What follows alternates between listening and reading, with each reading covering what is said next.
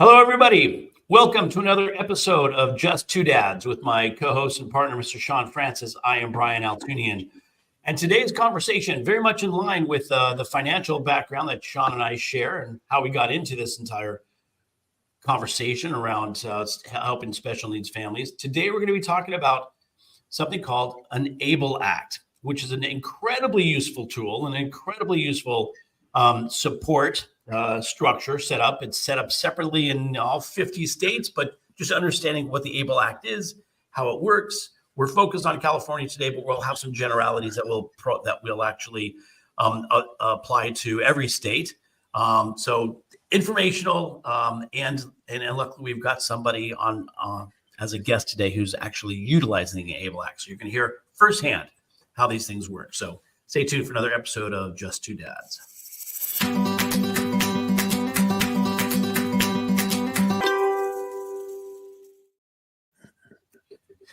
Good morning, everybody. I'm Brian Altunian, along with Sean Francis. Another episode of Just Two Dads. Before we get into today's conversation, just want to thank you if you're catching us live on Facebook. Feel free to put something in the comment section, ask questions, or let us know what if something piques your interest. If you're hearing us auditorily. Yeah, that's a good one. If you're hearing versus seeing. Yeah. Catching us on podcast outlets or wherever you are. We've only been doing this for 3.5 years, folks. You'd think that we'd have just 168 episodes that we'd figure this out. You're catching us on WSTX AM radio down in the U.S. Virgin Islands. Thanks for making this part of your listening day. If you look at our YouTube channel, please find all of our past episodes on our YouTube channel. And we are about to launch our Just Two Dads podcast website. We'll find resources, all of our guests, everything that they've been talking about. You'll find episodes that we've done in the past and a great resource page for access to a lot of information. So be looking for that. We're about ready to launch justtwodadspodcast.com. Thank you, Sean Hall in Hawaii, for keeping us on track as always. Our friend and partner and producer. And then finally, Billy Footwear, one of our favorite sponsors. Billy Footwear does adaptive footwear. His story is amazing. The story of the founder, Billy Price, is amazing. So go to billyfootwear.com. We'll put in the show notes a link that you can get another 10% off any shoes that you may want to buy on Billy Footwear. They're fashionable and incredibly useful. They help folks who have difficulty putting their shoes on. So without further ado, today's episode is going to be really informational. I'm very excited to be doing this. Sean and I have been talking about ABLE accounts for a long time, with what we consider to be a fairly basic understanding of how they work and what they're used for. But I think today is going to be exceptional because we're going to hear exactly how they're being done for here in California and beyond. So without further ado, we'll throw it over to Sean to introduce our guests. Sean, how are you feeling today, buddy? I'm doing great and ready to get right into it. Our guests come to us today. This is just really unique on several different levels. So Brian mentioned there's the ABLE Act. There are people. Let me back up. When you're a caregiver, whether you're caring for someone that's elderly, you have a child or a loved one with a diagnosis, there are a ton of resources that you should have access to. There are a bunch of them that are out there that are in the place where Brian has heard me say before, it's a good thing we don't pay property taxes for the property under our nose, because that's where the most valuable information is. It's just in plain sight. And one of those things are the resources that come from the ABLE Act. The ABLE Act will then, beget the an ABLE account, which is administered at the state level. So each state has provisions and things that another may not have. Some of them require you to be a resident of that state. Some of them don't. There's a bunch of different things out there. But today we have two people that are particularly tied to CalABLE, which is the ABLE Act as it is administered here in the state of California. And the first is Madeline Handy, who is with CalABLE and is in charge of outreach. And then Charles Beckham, who oversees the ABLE account for his grandson. And I was telling him before we actually went on just exactly how impressed and I am by just him being there. We talk about making plans for a time when we exist only in memory, or you're talking about making plans that exist while you're here. Either way, to have a family member that you can count on to do that is just incredible. So welcome both Madeline and Charles. Good to be here. Thank you for having us. Definitely Yes. appreciate it. What we'll do is let's start with just a little bit about both of you, because every hero has superpowers. Every hero's powers comes from their origin. You might just see yourself as people doing what you love or have to do, but I'm here to tell you that I think the work that you're doing is heroic. And so, tell us a little bit about yourselves, Madeline. What led you to your work, and Charles, how you came to be in the position that you are with regard to your grandson's ABLE account. Certainly. I can begin. So hello, everyone. I'm Madeline Handy. I am an outreach specialist at CalABLE. And so I was first introduced to CalABLE when I was doing my master's in public health at UC Davis. As part of the MPH program, I had to do a practicum project. And so I've always known I wanted to go into government. I think it's really important that there are people in government who are passionate about what they do and about changing lives. And so during my master's in public health, I was looking at the different sectors in government. I found the state treasurer's office. And through that, I found the CalABLE program. And it just fascinated me how disability can impact financial health, and then how financial health can really impact overall health. And so for my practicum project, I interned at CalABLE to basically explore how financial health can impact the physical health of people with disabilities, and how CalABLE accounts can really help improve financial health and overall health. And so then at the end of my practicum project, I was lucky enough that a position opened up at CalABLE, and I knew that I wanted to get more involved. I knew I wanted to be on the ground telling people about these accounts. And so with the internship, and then now I've been with CalABLE for about 2 years. Okay, great. I'm glad you're here for this reason. I want to share, the manner in which I explain the ABLE account. And then I want you to, if you can, correct me and let me know where I may be short on that. In that, prior to the ABLE Act, one who was receiving any kind of benefits as a result of a disability could not have a penny over $2,000 in a given account. Anything above that would affect the amount that you receive for those benefits, and potentially, depending on the circumstance, wipe it out and eliminate it altogether. It's kind of weird to even say that and think that that would take place.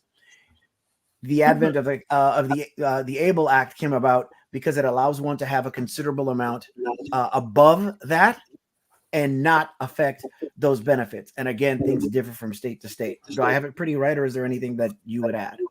Correct. Yes. I mean, when you think about it, $2,000, that's barely anything. You can't save for, things that can improve your life. And so it's, that's really terrible. But with the ABLE Act, that was started in 2014.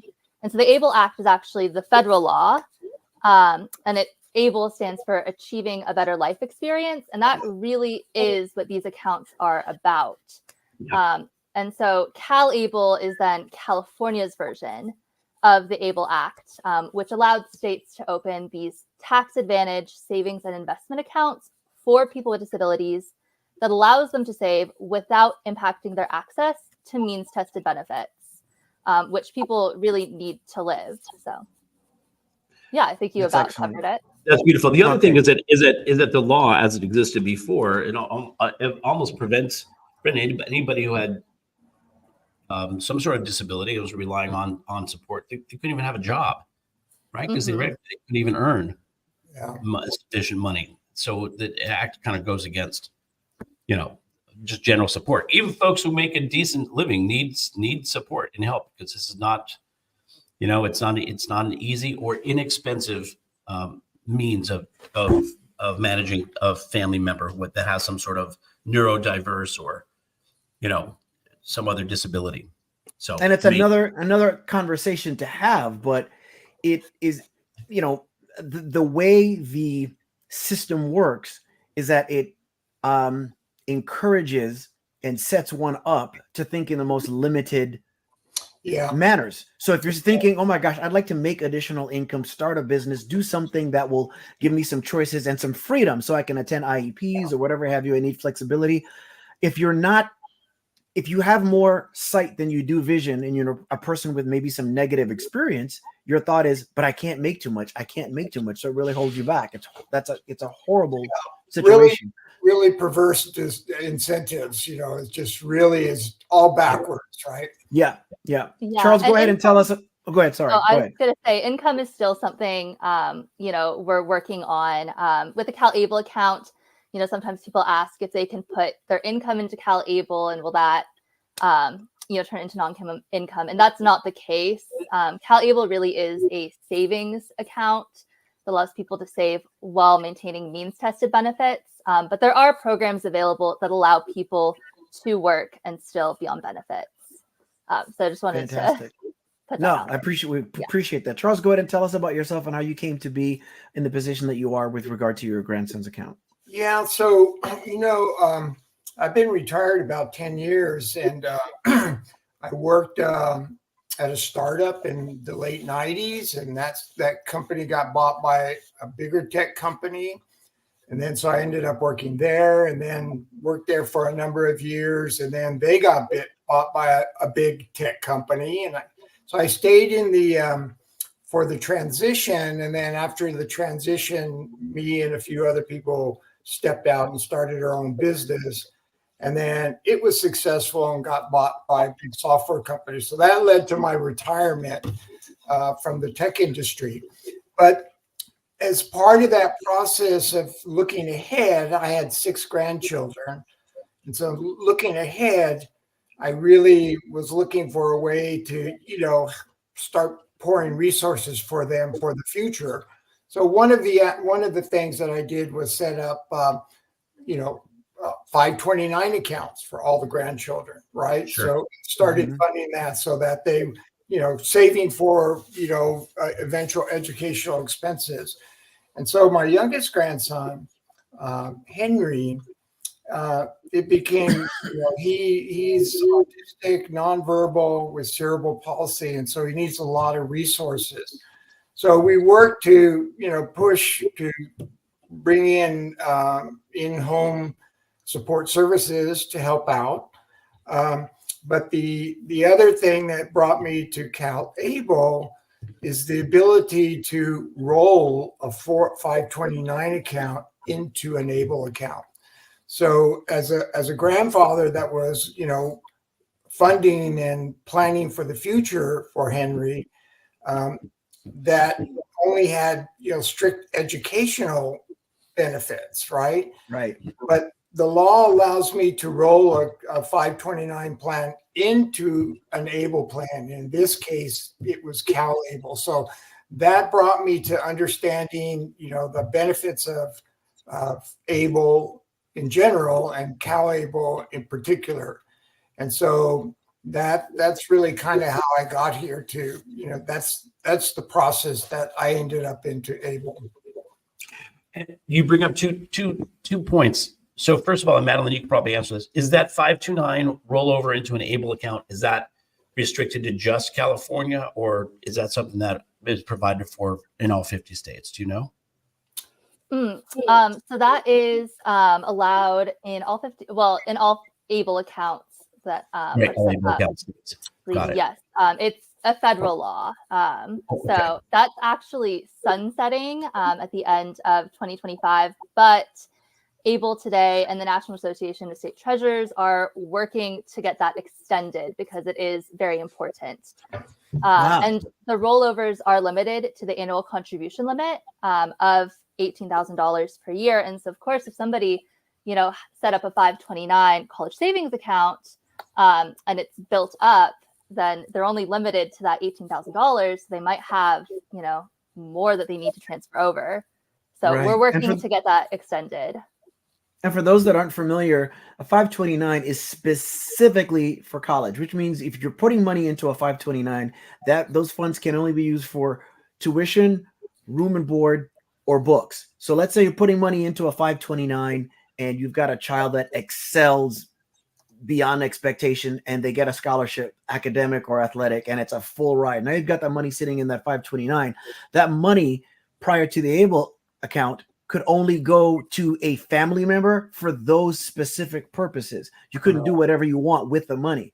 So the ABLE account, much like the 529, is just one of several tools that one should have in a tool belt. The 529 for all the ABLE account for all the great things that it does should be be working in concert with other things that are out there that one has access to, which we could obviously talk about another time because that's not the focus of the show today. But the idea is about making well-informed and empowered decisions.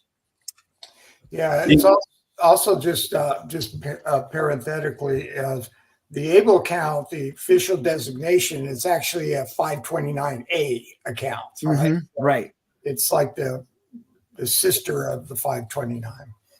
Mhm. That's good. That's good to know. The other thing that you brought up, Charles, as you were talking, at least for me, it brought up, and I think it's a question that a lot of it's come up before. So if I live in California and I'm going to open up an account in California, obviously I'm following the CalABLE Act. Talk about and Madeline, this is again for you. You don't necessarily have to live in the state in order to take advantage of the state's ABLE accounts, correct? Can you talk about that a little bit? Correct. Yeah, so I could talk about that. So CalABLE is open nationally, and so you can live anywhere in the United States and have a CalABLE account. Now, the one thing I will say is we always recommend that you look at your home state's ABLE program first, because there might be some additional benefits to in-state residents. So, for example, in California, CalABLE accounts are protected from Medi-Cal clawbacks. So that's something specific to California residents. Interesting. Yeah, so we always recommend looking at the home state first. That is a huge advantage. And can you tell people what that Medicaid clawback is, so people who don't know can get informed? Sure. Yeah. So Medicaid, in the event somebody passes away, they could go in and claw back some of that money. They could recover some of the money that they've spent on the person's health care. And so here in California, we passed a law that actually protects CalABLE accounts from Medi-Cal clawbacks. And Medi-Cal is California's Medicaid. Perfect. Let me get that straight, because what I've always told people, and I think that this was true, and it sounds like what you're saying is that it no longer is. One of the reasons I would tell people that an ABLE account is one of several tools you should have in your belt is because, let's say in the instance you're putting money into an ABLE account, you have no life insurance for whoever the loved one is in question. They pass away, and you take money from the ABLE account to pay for final expenses. The state, regardless of which state it is, could then recoup whatever's left over in the account. And you're saying that is that the same distinction there, or are you saying that doesn't apply with CalABLE? So that's not the case. When somebody passes away, you can pay for those outstanding qualified disability expenses, and then the money goes into the person's estate. And so there are a few scenarios where Medi-Cal could go into the estate to recover, but they cannot touch the CalABLE account. Okay. All right. And again, that's where just another reason why you should have several tools in the belt to address each of these issues. Yes. And again, that's specific to California. So other states' ABLE accounts may not have a provision that prevents the Medicaid clawback. Is that right? Correct. Yeah. So some might. I'm not familiar with all of the other states' programs, Right. but I know a lot of states. Come on. Yeah, I know other states have passed protections, just because that is something that was really important to people. Sure. Yeah, that makes a lot of sense. That's fascinating. And so, and Charles, how did you find out about the CalABLE account? I mean, was it something because you had already set your 529s up? Like, were you looking for resources for your grandson? Like, yeah, exactly. So the quest for the grandson, as soon as we realized he was going to require more resources, it was then about looking out and researching to see what resources are available. So like the first step was the California program for in-home support services, or IHSS, right? Right. Yeah. Mhm. To get additional resources in that to help him, develop and learn how to communicate non-verbally. And so that's kind of like, step one. You start dealing with the immediate things, and then through the process of researching it, then you start thinking a little more longer term to see, well, what resources can we leverage for the more longer term vision. And that process led me to the National ABLE Resource Center. I found out about ABLE resources through the National ABLE Resource Center, which then, highlights a lot of the different programs in the states, which led me to the CalABLE program. And choosing to go with the CalABLE program was not just because I live in California, but for me, when I looked at the savings opportunity in terms of the investments available for those savings, the choices were really, really, really good compared to some programs that have limited or very expensive and, not the most attractive options for investment savings. And also the offerings may have been very small, whereas looking at CalABLE, they had a really nice list of available options, from a very conservative to a little more aggressive with really low expense ratios. And so beyond just living in California, it was really the intrinsic value that was there that led me to the CalABLE program after I found out about it from the National ABLE Resource Center. So I think that's a key distinction, ahead, because Brian. it's not a savings account, right? It could be a savings account, right? But it's also an It's an investment. investment. Right. How old is your grandson, Charles? He just turned 8 years old. Okay, so he's very young. Have you been working with a regional center? We've worked through a regional center for a lot of the things of getting more resources and understanding the different programs. And, even like in school and those kind of things, it's bringing in all that resources and special resources, through the every area of his life. Right.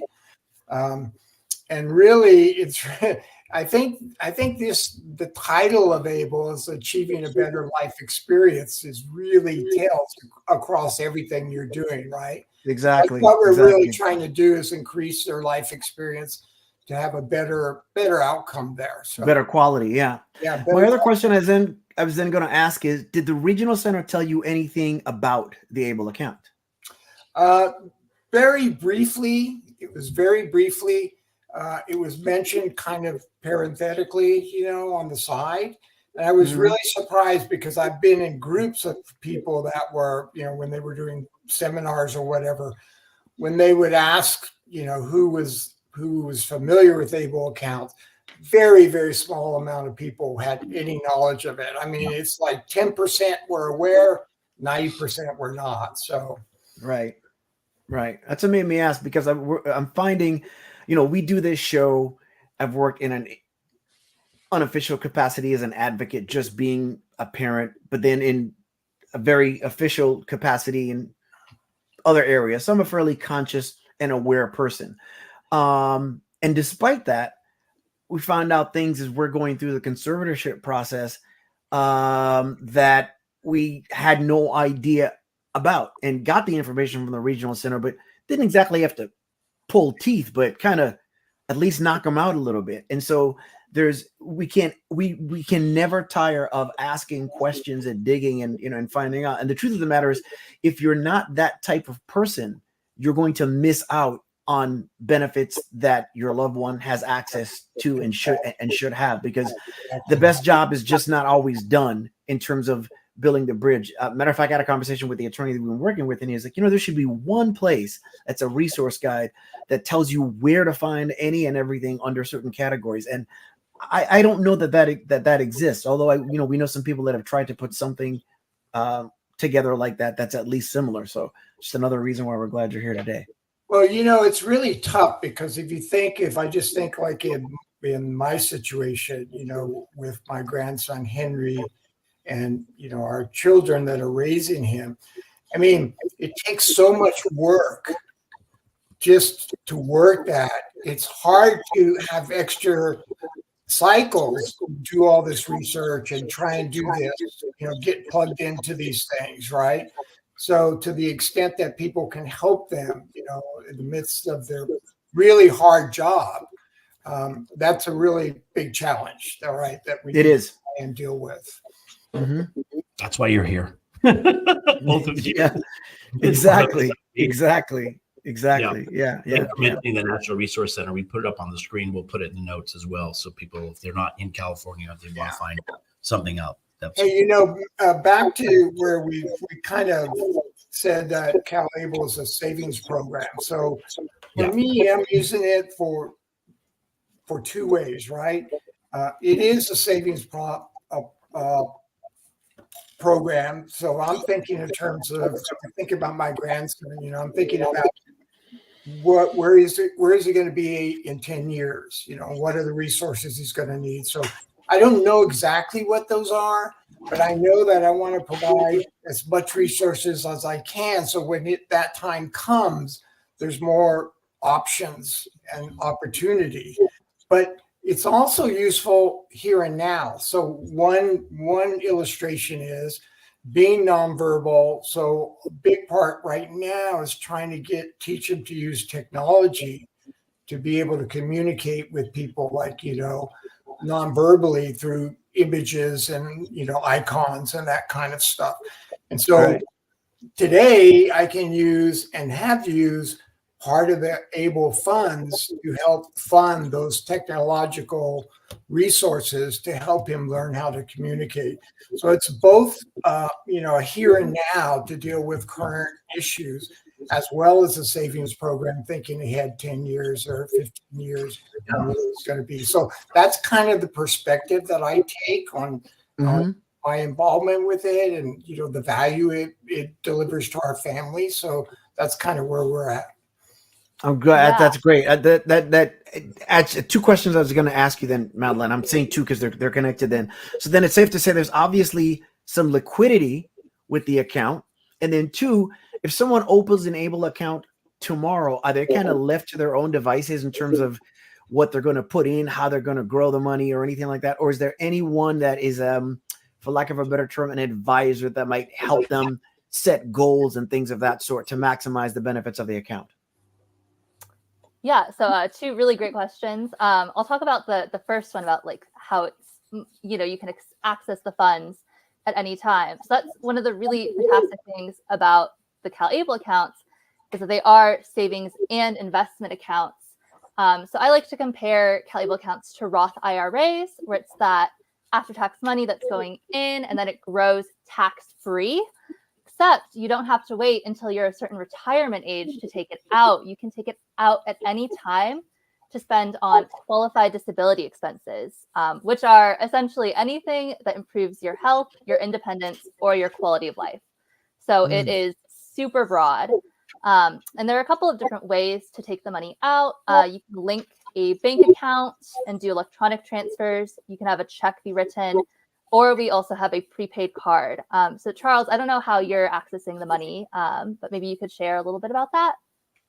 Yeah, so actually we took out, had a check sent to cover that. So we would just make the arrangements and then have the check come. But the prepaid credit card is really cool. But in this case, it was easier to get the cash and then make the purchases separately, without using the card. But I think a lot of people use the card, but in our case, we just got the cash.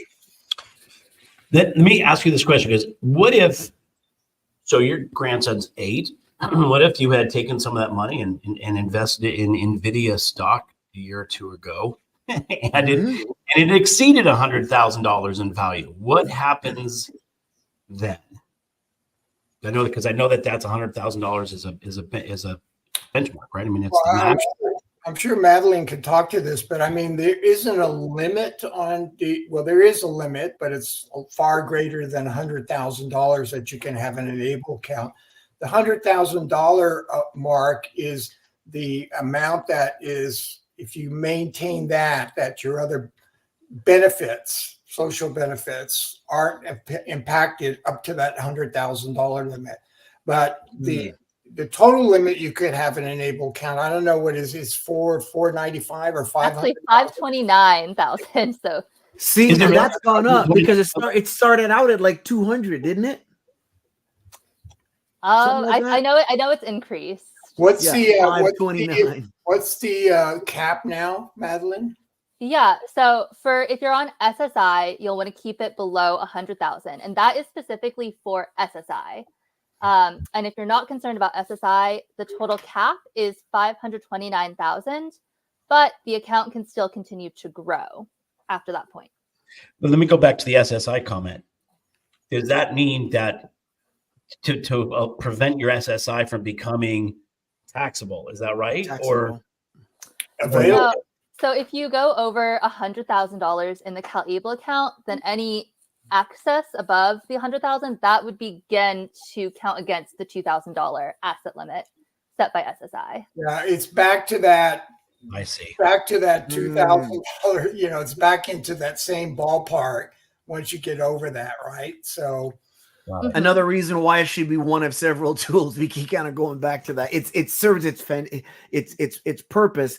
Know its strengths, know its weaknesses. Yeah. And the good thing, what I'm learning here today is, and I have to say, because I'm not a conspiracy theorist or anything like that, but when I hear about a government program, I think great, especially when I know about it. And then I think limitations, and I think, okay, great, but, and there's limitations. So one thing, especially about CalABLE, and especially with our several conversations, Madeline, I'm really encouraged by the fact that it seems to continue to evolve, and that somebody someplace is listening to people like you and saying, okay, maybe we need to improve this, maybe we need to improve that, because I don't expect that when I think of a government program.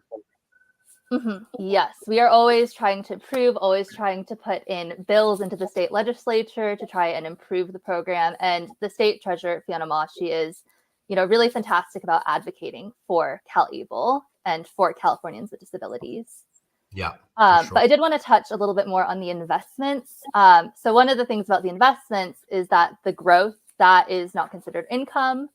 And when you take the money out of a CalABLE account to spend on those qualified disability expenses, it's not considered income either for government benefits programs. And then you did ask about, do we have somebody to help with the investments? And so the way that CalABLE works is it's in mutual funds. And so we have 8 different portfolios. So you're not going and selecting the specific stocks and bonds that you want. Many people are first-time investors, maybe even first-time savers. Right. So we try to make it as easy as possible, but also provide options for the people who are a little bit more financially savvy. And so we have these 8 different portfolios. They're weighted by risk, and we can't really give investment advice at CalABLE. Right. But, when we give presentations, we give people some things to think about. You should think about your own savings goals. If you're using the account on more of a day-to-day basis, the FDIC insured portfolio, that's most similar to our savings portfolio, that one might be a better option. If you're thinking more long-term, you could do any one, or you could also split the money up and put it into multiple portfolios, see how it goes. And then also just think about your own risk tolerance. And, risk is the potential that you earn money, but also that you could lose money. And so some people, they're really okay with, having a high risk. They're okay, writing it out. They're thinking more long term. Other people, they are not okay with that. They don't want to see it go down at all. Yeah. And I mean, that's okay. It's your own personal preference. Yeah, that's one of the things. That's a great feature, right? So it is. The program can be fit to where you're at, what your plans are, what your goals are, and where you're going, right? So that flexibility is just an awesome thing.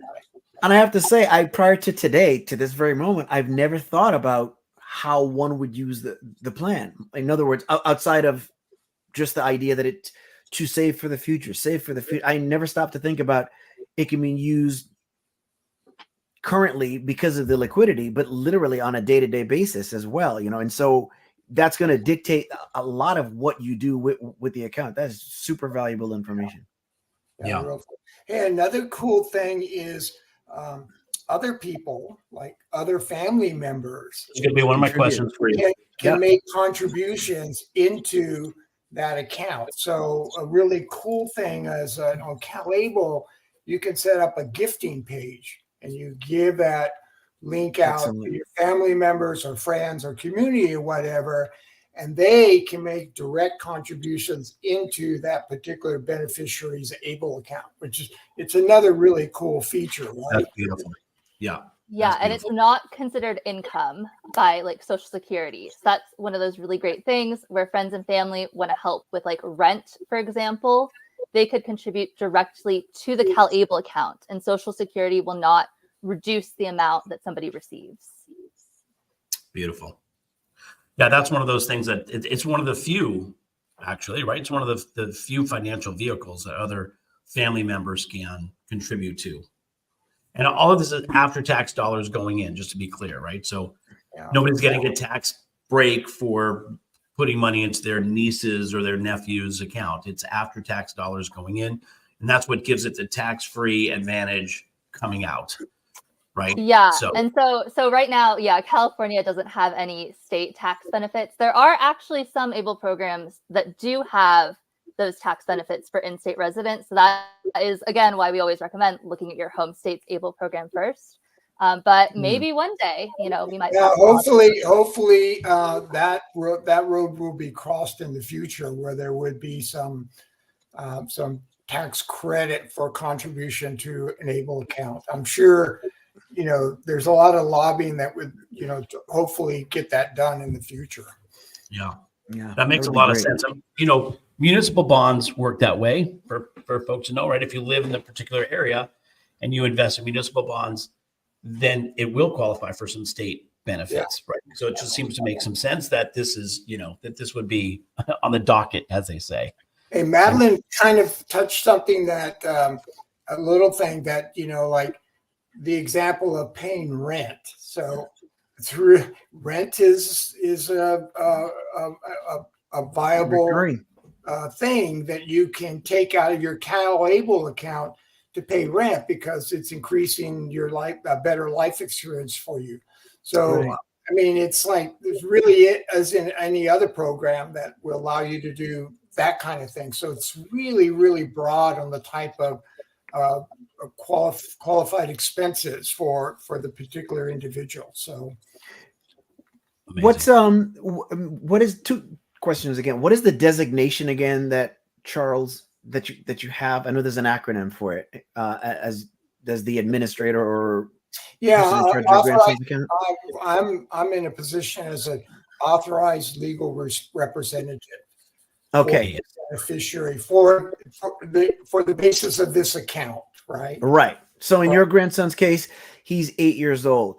Let's say, Madeline, you have an ABLE account for someone that is 18 and there's a large lump sum that's put into it to begin with. How does accessing those funds work for that individual? Let's say there's no conservatorship in place. They're able to do for themselves to an extent. Does that mean that they would be able to just withdraw and contribute to the account, as they want to? And then the converse being that if they do have a conservatorship in place, whoever the person is that has those rights would be able to then do the same? Sure. Great question. So if somebody is an authorized legal representative, they have the username and password. They control how the funds are managed. And they can actually still be the authorized legal representative. There's a list of people. It's, parents, if you have power of attorney, conservatorship, even siblings, grandparents can be authorized legal representatives. And they can just maintain, their position as the authorized legal representative. When somebody turns 18, if they want to take over the account, they can, but they don't have to at all. If they don't feel comfortable managing their money, they wouldn't have to. So that is actually where the prepaid card can come in. It's a really great tool. It's not directly linked to the account. Basically, you take money from the CalABLE account and load it onto the card. And so then you can have a card for the beneficiary, the person with the disability, so they can have access to some of their funds, not all of it, in case they're learning how to budget. They can then have that huge. card. That's huge, because I didn't realize that when you mentioned the card, it just right away I'm like, oh, it's tied to it, so you're pulling from it as opposed to loading the card. So that means that, and this means a lot to me. Again, like I said, we're going through conservatorship. When my son and I go to the store, he takes out the card, the debit card, and he does the transaction. He wants to. He finally got him to the point where he doesn't say the PIN number out loud as he does it, because what he would do is he would say to me, blah blah blah, right? And I'd be like, yeah, don't say it out loud. So and he does that. From a behavioral standpoint, going into a store and picking out groceries or just things and the transaction at the register, that is so important to him. And there's nothing to get emotional about it. I don't know what I'm feeling, but when you think about the fact that you're taking these rights away from this individual, it's kind of, even though you know why you're doing that, you're like, it kind of gets to you, because there's part of you that just wants them to have all of that and for it not to be necessary. I had a friend that posted about their son who's going to be 18 in the next couple months. My son turns 18 in less than a month. And they were talking about him driving. He's going to drive. I'm thinking, gosh, I wonder if he ever will. So you don't want those things taken away. And to know that you can load the card, have that independence there, and maybe even teach him more about what to expect, cash back, all that kind of stuff. That's huge, because our struggles are always trying to strike a balance between teaching one to fish versus giving them fish. And there's a part of you that wants to give them all the fish in the world. But if that happens, you're essentially crippling them. So that's huge. Yeah. I want to go back to a technical question, which is, I know, also subject to a lot of change and evolution. Can you talk about age, the age limitations and age restrictions? The program? Certainly. So right now, to be eligible for a CalABLE account, you have to have a disability that began prior to age 26. So this doesn't mean that somebody has to be below the age of 26. It just means their disability has to have begun prior to age 26. But one thing that we are very excited about is the Able Age Adjustment Act, which was passed at the end of last year. And that's actually going to increase the age limit to age 46 beginning in 2026. Wow. Mm-hmm. What's that law called again, Madeline? I'm sorry. Mm-hmm. The Able Age Adjustment Act. Okay. Yeah, that's. I know it was an issue and conversation that had come up a few times. So again, you could be in your 30s, but if the disability had been diagnosed prior to age 26, you can qualify. Yes, and it doesn't even have to be when it was diagnosed. It's actually the likely onset. So, for example, with autism, somebody could have been diagnosed later in life. They've always had autism, so they would be eligible. Right. Sean, awesome. So onset, much less the diagnosis. Yeah, Brian, for anybody that doesn't know, Brian is saying that because, I used to wonder why they would say that youth is wasted on the young. Now I know why they do that, because getting older is like a superpower. If you're striving to grow, you're having a higher level of self-realization. And just the way my brain works, I appreciate it more, but I'm starting to figure out, like, what did they miss? Because nobody's diagnosed me with anything. But, academically, I just never did well, but I confuse people because they'd be like, oh my gosh, this kid seems like he's smart and bright, but he's getting in fights with books and the books are winning. Why is that?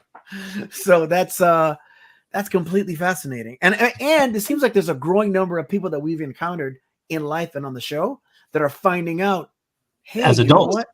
Yeah, I was diagnosed a couple months ago, and they're like in their 40s or 30s. Yeah. Well, the cool thing about the age limit thing, where it's before 26 now and it's going to go to 46, is because, people might become aware of the program later, right?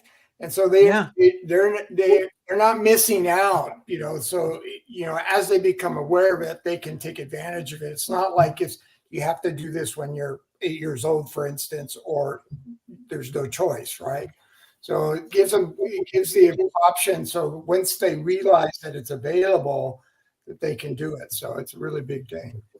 It's interesting that you say that, because it makes me think, so is there a list of qualifying diagnoses or disabilities that make the ABLE Act make sense? Is that how is that determined? So we go off Social Security's definition of disability. So if your disability is in the blue book listing or the list of compassionate allowances, you'd be eligible for CalABLE. And in the enrollment process, it's fairly easy. If you're on SSI or SSDI for disability, you're automatically eligible, but you don't have to be on those benefits. You can just self-certify that your disability began prior to age 26. We always recommend, though, that people receive a letter from a licensed physician that basically just states that they have a disability that began before age 26. People don't need to turn this into CalABLE, but we recommend that they have it on file, just in case somebody were to ask, like if they wanted to go on benefits or the IRS potentially. We've never seen somebody get audited by the IRS for CalABLE, but these are tax advantage accounts, so it is a possibility. Right. So we want people to be prepared. Going back, Madeline, you said, did you say the blue Social Security's blue book? Is that what the term that you used? Yes. Okay, and then the term that you used. Go ahead. Yeah, list of compassionate allowances. List of compassionate allowances. I feel like we're in a Harry Potter movie. There's the list of compassionate allowances. Yeah, that sounds like a theme or something. And you know what? I hate to say this, maybe I'm realizing that I'm a little more cynical than I care to admit, but a government program that has compassion in the definition, that's like anything is possible. I think it just, you'd like to be hopeful when it comes to government. I just think that we have so many people involved. When there's too many cooks, that are preparing a soup, the taste is threatened, as is the nutritional quality and all kinds of stuff, right? And so government is no different. So to hear compassionate allowances, that just I've taken, this is not the first show that I've taken notes, but I've never taken this many. Me too. I got some homework to do afterwards because I tend to nerd out on, we both do, just on a lot of these things.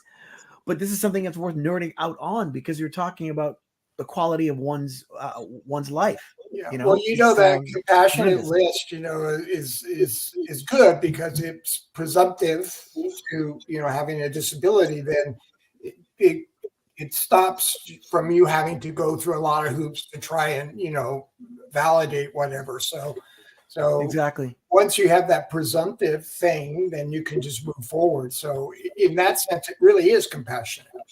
Yeah, definitely. That's interesting. I'm looking. I don't see Crohn's or colitis on here on the passionate allowance and the compassionate allowances.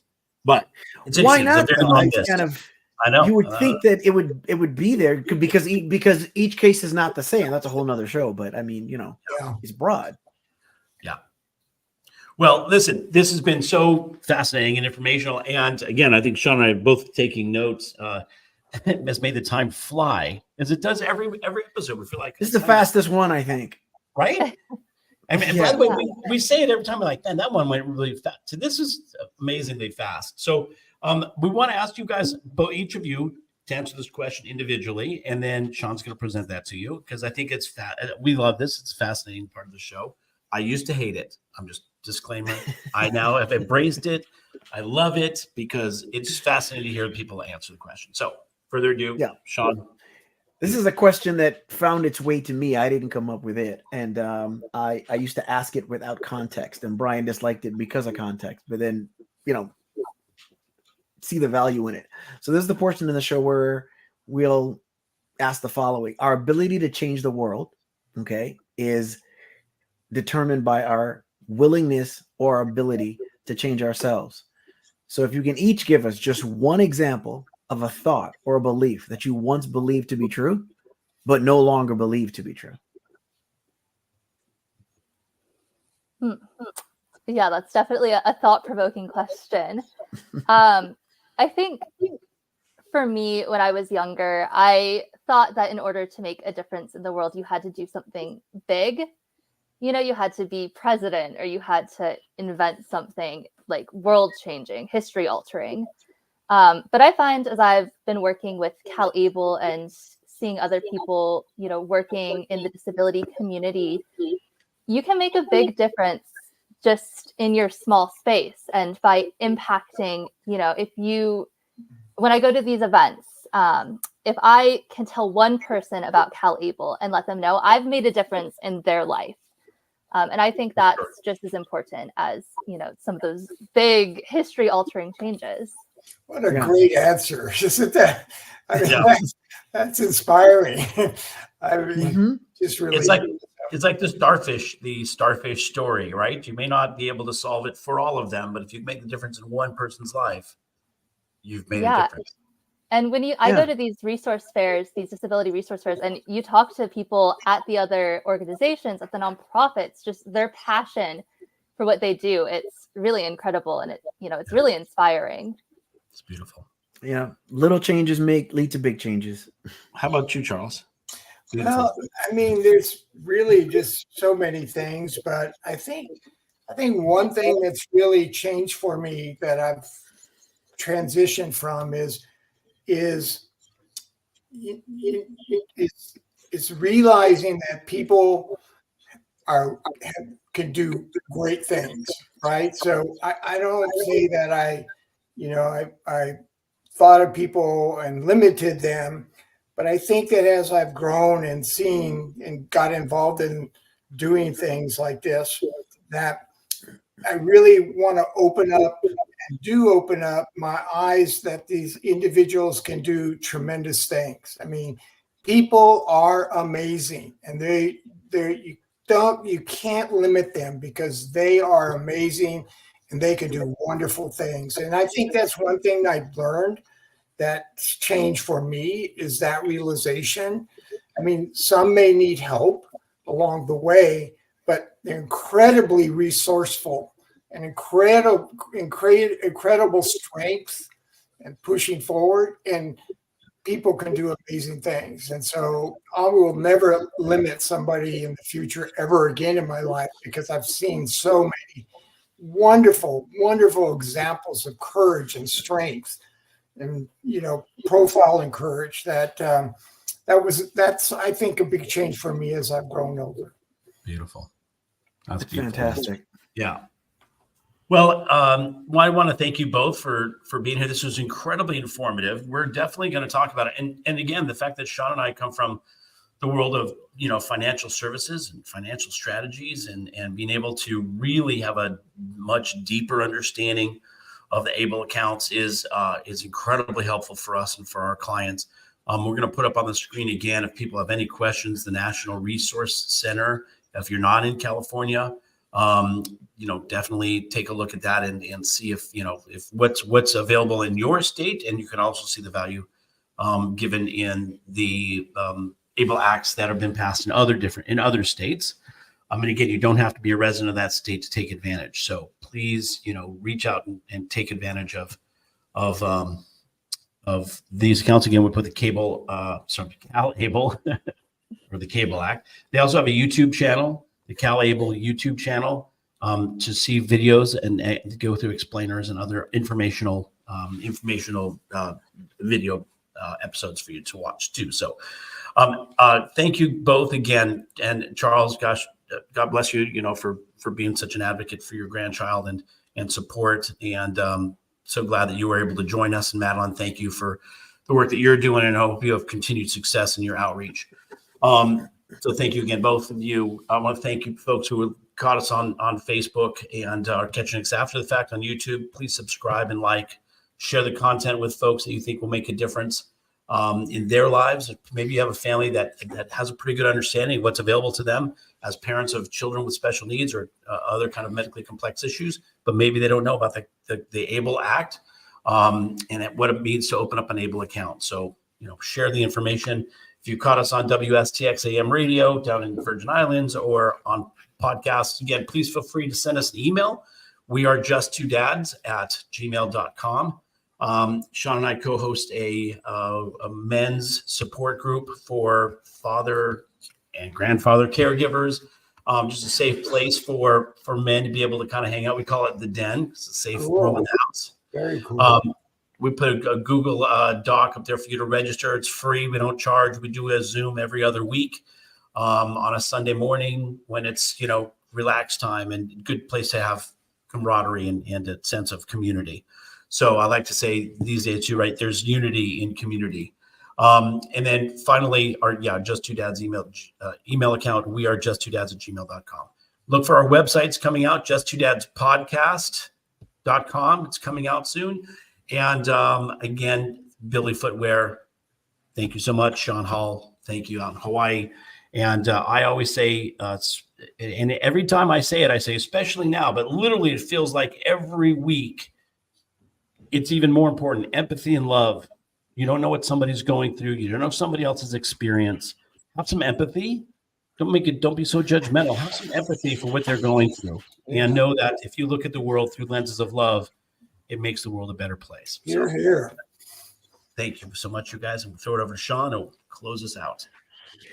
Thank you so much for both being here. We're looking forward to building this relationship and continuing to work with you. Thank you to everyone within the sound of my voice. Again, let's try and be a lot more childlike and less childish. Remember that questions carry so much more value than statements. Just get a little more curious about the other person.